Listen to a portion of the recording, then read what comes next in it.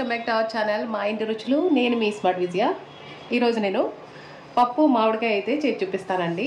పప్పు మామిడికాయకి కావాల్సిన పదార్థాలు, తయారీ విధానం ఎలాగో చూద్దాము.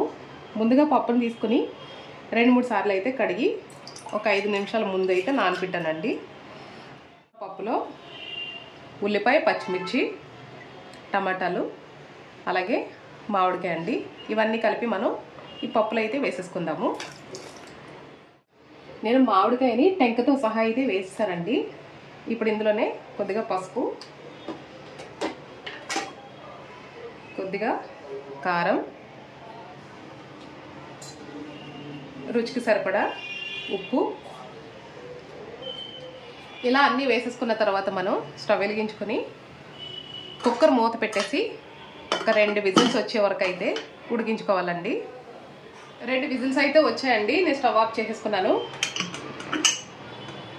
ఇప్పుడు ఒకసారి మూత తీసి అయితే చూద్దాము.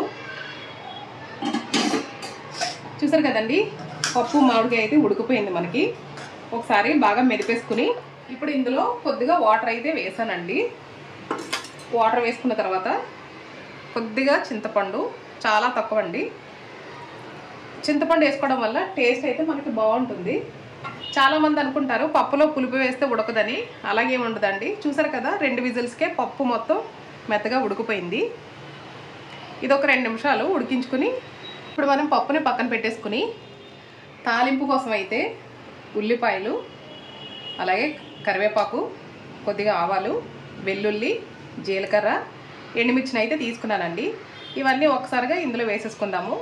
కావాలంటే విడివిడిగా వేయించుకోవచ్చు. నేను డైరెక్ట్గా వేసేస్తున్నాను. ఇప్పుడు ఇవి మనకి బాగా వేగాలండి. చూసారు కదండి, ఇవి మనకి ఇలా వేగిపోయిన తర్వాత స్టవ్ ఆఫ్ చేసేసుకుని పప్పులో అయితే వేసేసుకుందాము. ఇలా వేసుకుని ఒక 2 నిమిషాలు మూత అయితే పెట్టేసుకుందామండి. ఈ రెసిపీ నచ్చినట్లయితే మీరు కూడా ట్రై చేసి ఎలా వచ్చిందో నాకు కామెంట్ చేయండి. నచ్చినట్లయితే లైక్ చేయండి, షేర్ చేయండి.